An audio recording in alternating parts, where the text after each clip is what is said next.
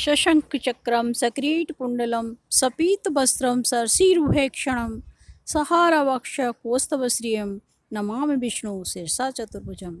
ओम नमो नारायणे वासुदेवाय नमः। दर्शकों, हमारे यूट्यूब चैनल पर आपका स्वागत है। आज हम बात करते हैं शालिग्राम के विषय में कि शालिग्राम कैसे उत्पन्न हुए, इनका क्या है, कहाँ से उत्पन्न हुए और रहस्य क्या है, ये कितने प्रकार के होते हैं, हमें इनको कैसे पहचानना चाहिए और जो है हमें शालिग्राम घर में रखने चाहिए या नहीं रखने चाहिए, और रखने भी चाहिए तो हमें किन नियमों का पालन करना चाहिए जिससे वो हमें विशेष ऊर्जा प्रदान करें और हमारा मंगल करें। तो हम स्टार्ट करते हैं ज़्यादा समय न गवाते हुए, क्योंकि इस वीडियो में मैंने आपको पूरी जानकारी दी है। आप जो है वीडियो को समय निकाल कर पूरा देखेंगे तो आपको सभी महत्वपूर्ण जानकारी इसमें मिल जाएगी। तो दर्शकों, स्टार्ट करते हैं हम कि सर्वप्रथम ऐसा हुआ कि एक बार माँ सरस्वती और माँ लक्ष्मी में बहस होने लगी कि उन दोनों में से कौन बड़ा है। तो इस तरह से बहस होते होते ये हुआ कि माँ सरस्वती बोली कि बिना जो है ज्ञान के, यानी बिना सरस्वती के लक्ष्मी जी का भी इतना इम्पोर्टेंस नहीं होता है। और जो है उन्होंने एक शर्त रखी थी कि यदि जो भी हार जाएंगे दोनों में से, उन्हें पृथ्वी लोक पर जाना होगा। तो वो इस तरह से वो जो है शर्तानुसार लक्ष्मी जी को पृथ्वी पर आना हुआ। तो एक तरह से उनका जो है पृथ्वी पर जन्म लिया उन्होंने, तो वृंदा के रूप में लिया। वृंदा जो है एक बहुत बड़ी सती थी। उन सतीत्व के कारण ही उनके जो है पति राक्षस थे जलंधर, जो सागर से उत्पन्न हुए थे, बहुत ही शक्तिशाली थे। लेकिन वो तो देवताओं पर भी अपनी विजय प्राप्त करना चाहते थे। उनका उद्देश्य ये था कि वो जो है पूरे ब्रह्मांड पर जो है राक्षसों का राज हो जाए और सभी देवता उनके आश्रित हो जाएं। इस तरह की उनकी सोच होने लगी। लेकिन जलंधर को जितनी भी शक्तियां मिली थी अपनी पत्नी वृंदा के सतीत्व के कारण थी, और जो है इसी कारण कोई भी उनके सामने जीत नहीं पाता था उनसे। सर्वप्रथम उन्होंने विष्णु भगवान से लक्ष्मी जी को ही लेना चाहा, लेकिन जब लक्ष्मी जी ने उनको कहा कि देखो, आप भी जल से उत्पन्न है, आप भी सागर से उत्पन्न है और मैं भी सागर से उत्पन्न हूँ, इसीलिए हम दोनों का जो रिश्ता है, जो रिलेशन है, वो एक भाई बहन का है। तो जलंधर को ये बात थोड़ी सी समझ आ गई और जो है वो वहाँ से इस विचार को उसने त्याग दिया। उसके बाद वो माता भगवती, जो महादेव की पत्नी है, मैया के पास पहुँचा। तो माँ को जब वो भगवान महादेव के वेश में पहुँचा तो माता को गुस्सा आया और माता ने उसे मारने के लिए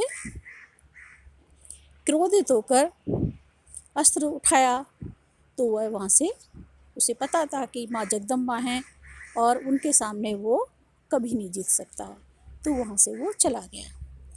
इसके बाद हुआ ये कि जो है वृंदा जो है हमेशा अपने पति, जब भी वो युद्ध के लिए जाता तो उसके लिए पूजा पाठ करती और बहुत सारी शक्तियाँ उसको प्रदान कर देती और एक माला पहना देती, जिससे कि वो कभी हारता नहीं था और हमेशा विजयी होके आता था। तो उसकी जो है उसने इस तरह का आचरण करना शुरू कर दिया था पूरी पृथ्वी पर और स्वर्ग में, कि सभी उसके आचरण से दुखी थे, सबको परेशान करना शुरू कर दिया। तो इस तरह से भगवान को भी लगा कि कैसे ही इस जलंधर का जो है अंत करना चाहिए, लेकिन ऐसा करने में कोई भी संभव नहीं था। तब जो है विष्णु भगवान ने बताया कि ये केवल वृंदा के सतीत्व के कारण ही ऐसा नहीं हो पा रहा है कि कोई भी इसे मार नहीं पा रहा है। तो उन्होंने ठान लिया कि कैसे भी वृंदा का सतीत्व भंग करना होगा, जिससे कि ये जो है मारा जाए और पृथ्वी जो है, पृथ्वी पर सभी सुखी रह सकें और सभी देवता प्रसन्न रह सकें। तो शंकर जी ने जो है उसको मारने के लिए उससे युद्ध किया और उनकी सहायता के लिए जो है विष्णु भगवान को पृथ्वी पर आना पड़ा। और जो वो है जलंधर का रूप धारण करके वृंदा के पास चले गए।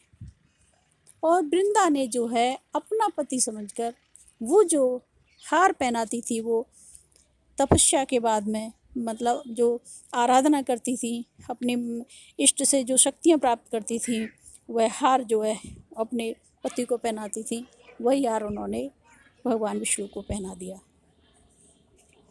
और अपना पति समझ कर ही उन्होंने, मतलब उनके मन में विचार आ गया कि पति मानकर जो भी उन्होंने आचरण करके वो जो है पहना दिया, तो इससे क्या है उनका सतीत्व भंग हो गया। और सतीत्व भंग हो जाने के कारण ही वो जो है महादेव द्वारा जलंधर मारा गया। तो तुरंत एक सतीत्व में इतनी शक्ति होती है कि वो तुरंत पहचान गई कि ये उनका पति नहीं है। और उन्होंने तुरंत ही कहा कि तुम कौन हो, तुम अपने साक्षात रूप में आओ, नहीं तो मैं तुम्हें अभिशाप दे देती हूँ। भगवान विष्णु अपने साक्षात रूप में आ गए और माता जो है वृंदा जो है उन पर बहुत क्रोधित होने लगी और शाप दे दिया कि तुमने छल पूर्वक मेरे पति का वध करवाया है और तुमने मेरे सतीत्व को भंग किया है, तुम पत्थर के हो जाओ। इतना सुनते ही भगवान जो है भाव विभोर हो गए और उन्हें भी अपनी गलती का तो एहसास हुआ, लेकिन वृंदा को उन्होंने आशीर्वाद दे दिया। बोले कि देखो, तुम जो है इस शरीर को त्याग दो और जो है तुम्हारे संपूर्ण शरीर से जो जलधारा बहेगी वो गंडक कहलाएगी, गंडकी कहलाएगी, और जो तुम्हारे बाल हैं उनसे जो पौधा उगेगा वो तुलसी होगा। और मैं हमेशा तुम्हारे साथ निवास करूँगा, इसी रूप में, इसी जो शालिग्राम के रूप में मैं हमेशा गंडक नदी में निवास करूँगा। और मेरी पूजा जो है तुम्हारे तुलसी पत्र के बिना अधूरी रहेगी। यही कारण है कि भगवान विष्णु की पूजा के लिए सर्वप्रथम तुलसी पत्र चढ़ाया जाता है। कृष्ण भी उन्हीं का अवतार हैं, विष्णु का ही, तो वहाँ भी तुलसी पत्र चढ़ाया जाता है। जहाँ जहाँ विष्णु अवतारों की पूजा होती है वहाँ तुलसी पत्र के बिना पूजा संपूर्ण नहीं होती है। तो ये तो हुई तुलसी की कहानी। अब आते हम शालिग्राम पर। तो शालिग्राम जो है तभी से भगवान का एक रूप शालिग्राम का हो गया। उसी समय उन्होंने जब सभी देवता बोले कि अगर ये भगवान, जब देवता जो है भगवान विष्णु पत्थर के बन जाएंगे तो सृष्टि कौन चलाएगा, तब वृंदा ने अपना श्राप कम करते हुए कहा कि भगवान का एक रूप जो है शालिग्राम का होगा। उसी समय भगवान की शक्ति यानी भगवान का एक स्वरूप जो है तुरंत शालिग्राम का बन गया, एक काला छोटा पत्थर। शालिग्राम की विशेषता ये होती है कि उस पर शंख, चक्र, गदा या कक्षप या मत्स्य का चिन्ह होता है, यानी मछली का चिन्ह होता है। जब भी अगर उस पत्थर को तोड़ा जाए तो उसके अंदर इस तरह के चिन्ह मिलते हैं। अक्सर चक्र के, गदा के और शंख के मिलते हैं। और ऊपर भी इसी तरह की, कभी कभी कोई जो ऊपर होते हैं, हमने वीडियो में उनके चित्र दे रखे हैं, तो उन पर चिन्ह होते हैं चक्र के, गदा के। तो इस जब जब जैसे जैसे अवतार उन्होंने लिए हैं भगवान विष्णु ने, तो जैसे मत्स्य अवतार लिया, कई अवतार, जितने भी अवतार हुए उसी तरह के उनके शालिग्राम रूप बन गए। और उनमें क्या है, प्राण प्रतिष्ठा की जरूरत नहीं पड़ती है, क्योंकि वो स्वयं ही प्राण प्रतिष्ठित हैं। वो जो है गंडक नदी में जो बह रहे हैं उनमें ऊर्जा है, ऊर्जावान है वो, उनमें प्राण प्रतिष्ठा करने की ज़रूरत नहीं है, ना ही वे खंडित होते हैं।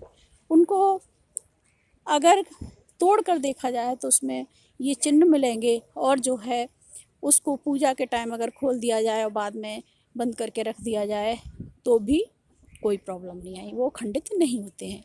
लेकिन हाँ, हमेशा हमें जो है चिकने शालिग्राम घर में रखने चाहिए, जिससे कि ऊर्जा आए, धन संपत्ति आए, समृद्धि आए।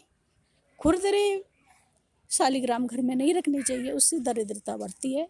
तो हमें इस बात का ध्यान रखना चाहिए। और ये तभी से गंडक नदी में मिलते हैं। हमने गंडक नदी का भी इसमें चित्र दिया है, आप देख लें। बाकी हमने कुछ लिखित रूप में भी इसमें दे रखे हैं, यदि आप उनको भी पढ़ेंगे तो और भी बेहतर है। तो ये गंडक नदी में पाए जाते हैं। और इसी प्रकार से कुछ शिवलिंग होते हैं, वो नर्मदा नदी में पाए जाते हैं, नर्मदेश्वर कहलाते हैं। तो जिस तरह से शिवलिंग की पूजा का विशेष महत्व है, उसी प्रकार शालिग्राम की पूजा का भी विशेष महत्व है।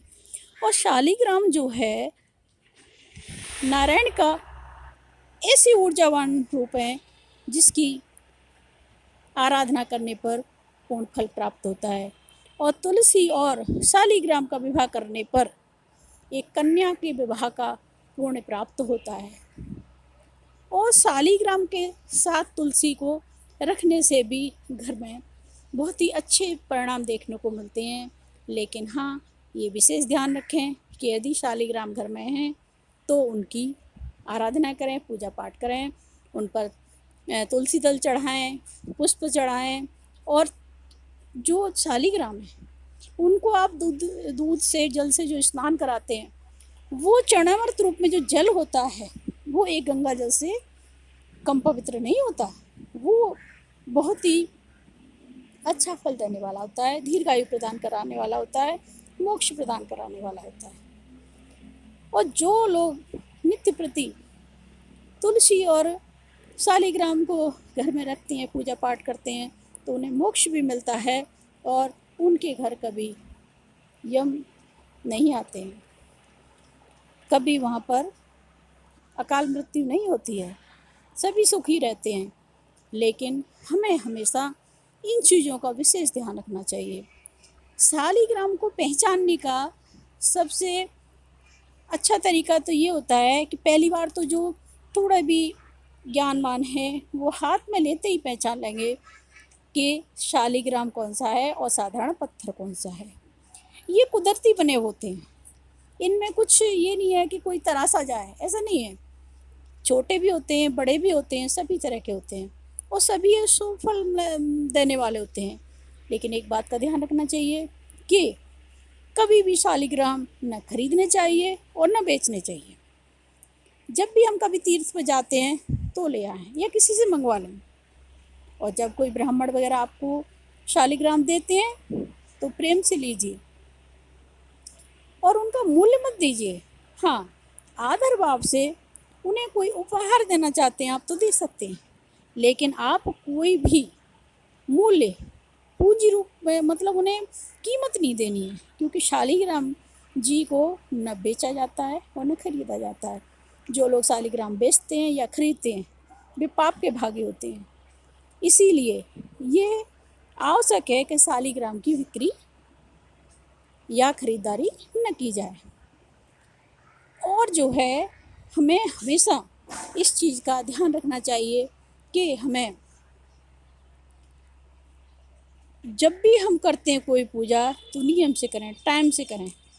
भगवान की पूजा 12 बजे से पहले होती है और शाम को 4 बजे के बाद में और 12 बजे से पहले पहले।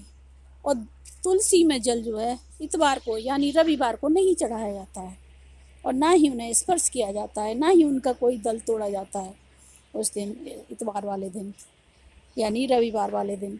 तो इन चीज़ों का विशेष ध्यान रखना चाहिए। और तुलसी जब, चूँकि तुलसी जो है एक वृंदा थी, लक्ष्मी जी थी। वो उन्हें जो है वो तो शाप के वशीभूत पृथ्वी पर आना पड़ा था, वो साक्षात लक्ष्मी है।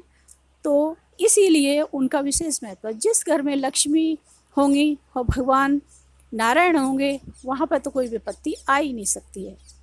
लेकिन घर में यूं ही शालिग्राम रख दो और उन पर ध्यान न दो तो वो गलत प्रभाव देता है, क्योंकि वो ऊर्जावान होता है। फिर वो ऊर्जा जो है संभालना मुश्किल हो जाती है, तो वो जो है घर में क्लेश पैदा करेगा। यदि आप पूजा नहीं करते हैं तो शालिग्राम घर में न रखें, यदि आप कर पाते हैं तभी रखें। इस बात का विशेष ध्यान रखें।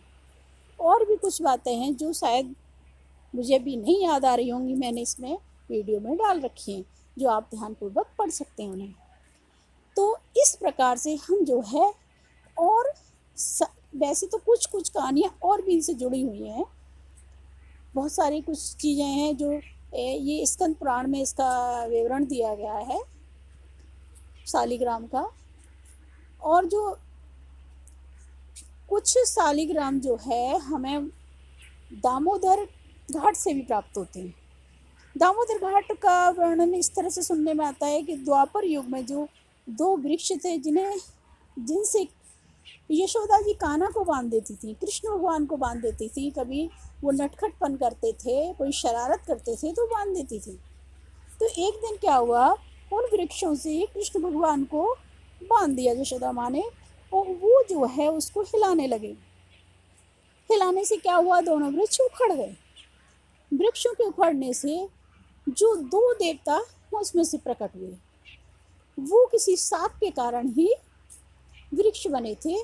और द्वापर युग का उन्हें इंतजार भी था कि जब भी द्वापर युग आएगा, भगवान अवतार लेंगे, उस समय जो है हमारा उद्धार हो जाएगा। तब उन्होंने भगवान कृष्ण से अपनी मुक्ति के लिए कहा। तब उन्होंने कहा कि तुम्हारी मुक्ति का समय अभी नहीं आया है, और तुम कोई एक निश्चित जगह बताई कि वहाँ जाकर अभी तुम इंतजार करो उस समय का। तो वो वहाँ जाकर दामोदर घाट जिसे बोला जाता है, उस जगह जाकर तपस्या करने लगे। जब वहाँ वो तपस्या करने लगे तो जो 2 वृक्ष थे, दोनों देवता थे, तो वहाँ 2 कुंड बन गए जो जल से भरपूर रहते हैं। वो तो उसमें भी बताते हैं कि शालिग्राम रहते हैं उनमें। तो जब भगवान ने उनको मुक्ति दी बाद में, तो मुक्ति के बाद उनसे पूछा, उनकी मनोकामना पूछी कि बताओ तुम क्या चाहते हो। तो उन्होंने कहा, भगवान आपने हमें मुक्त कर दिया, और क्या चाहें, हमें मोक्ष मिल गया, संसार से मुक्त हो गए, और क्या मांगे। तो भगवान बोले कि नहीं, तुम वर मांगो। तो वही बोले कि इस पृथ्वी पर, यानी इस जगह जहाँ हमारे 2 कुंड ये बने हुए हैं, इस स्थान पर यानी दामोदर घाट पर जो भी आएगा, जो भी यहाँ स्पर्श करेगा धरती को या इस कुंड को स्पर्श करेगा, उसे मोक्ष मिल जाए। तो तभी से जो है वहाँ जो है अभी कुछ ज़्यादा डेवलप तो कुछ भी नहीं है, लेकिन वो कुंड हैं। इनका चित्र भी हमने आपको वीडियो में दे रखा है, आप देख सकते हैं। तो इस प्रकार से वहाँ भी उस कुंडों में भी, उनमें भी शालिग्राम मिलते हैं। और शालिग्राम की मेन पहचान है, ये पहचानने के लिए अगर हम उनको तोड़ते हैं तो अंदर भी उसमें शंख चक्र की आकृति होती है। वो जो चक्र की आकृति वाले होते हैं वो जो है विष्णु के ही होते हैं, विष्णु जी के ही हैं। और जहाँ शंख के टाइप के होते हैं वे भगवान महादेव जी के होते हैं, क्योंकि शंख महादेव जी के हैं और चक्र जो है भगवान विष्णु के हैं। तो इस प्रकार से हम उन्हें पहचान सकते हैं। वैसे भी काफ़ी भारी भी होते हैं वो, और कभी भी जैसे खंडित नहीं होते भी। कभी कभी क्या होता है, कुछ टूटे से दिखते हैं जिसमें से उनके आकृति भी दिखाई देती है, तो उनको हमें खराब नहीं मानना चाहिए, क्योंकि वो नहीं होते, खंडित नहीं होते हैं वो तो, और उनके शुद्धिकरण का प्रमाण सा हो जाता है, दिखाई देते हैं तो उनको हम रख के आराम से उनकी पूजा घर में कर सकते हैं, आराधना कर सकते हैं। तो दर्शकों, हमारा उद्देश्य ये है कि आपको ये जानकारी हमारी अच्छी लगी होगी, और जो है हमारा उद्देश्य ये है कि आप भी यदि शालिग्राम रखते हैं तो इन बातों का विशेष ध्यान रखें और उनकी प्राप्ति लें। और जो है पूजा अगर नहीं कर सकते तो फिर घर में न रखें और मंदिर में ही जाके दर्शन करें। दर्शकों, आपका वीडियो देखने के लिए बहुत बहुत धन्यवाद। आशा है आपको हमारी दी हुई जानकारी अच्छी लगी होगी। यदि जानकारी अच्छी लगी तो शेयर करें और इस चैनल को सब्सक्राइब कर लें और जानकारी दूसरे लोगों को भी दें, जिससे कि वो उसका लाभ उठा सकें। धन्यवाद। जय माता दी, जय महादेव, जय महादेव।